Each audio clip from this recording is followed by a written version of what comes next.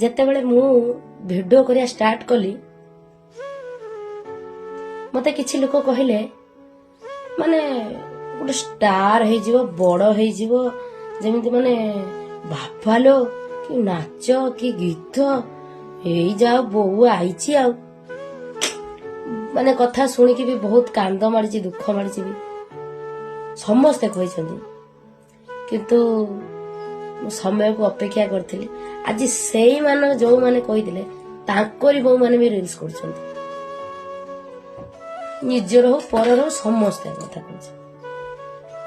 କିଛି ଘର କଥା କହୁନି, କିନ୍ତୁ କୁହନ୍ତି ଆଜିକା ଡେଟ୍ରେ ଏବେ ତାଙ୍କ ବୋଉମାନେ ଯେତେବେଳେ କଲେଣି ଏବେ କଣ କହୁଛନ୍ତି ଜାଣିଛନ୍ତି?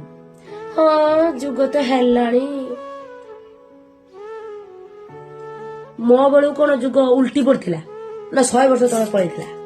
ହଁ, ନିଜ ଉପରେ କଥା ଆସିଲେ ନା ସବୁ ଏମିତି କୁହନ୍ତି। ପରକୁ ଆଙ୍ଗୁଳି ଉଠେଇକି କହିବା ପାଇଁ ଲୋକଙ୍କ ପାଖରେ ବହୁତ ସମୟ ଥାଏ। ସିଏ ଜାଣିନାହାନ୍ତି ଯେ 5ଟା ଆଙ୍ଗୁଳିର ଗୋଟେ ଆଙ୍ଗୁଳି ପରକୁ ଦେଖିକି ନିଜ ଆଡ଼ିକି ସିଏ 4ଟା ଆଙ୍ଗୁଳି ଦେଇଛନ୍ତି ବୋଲି।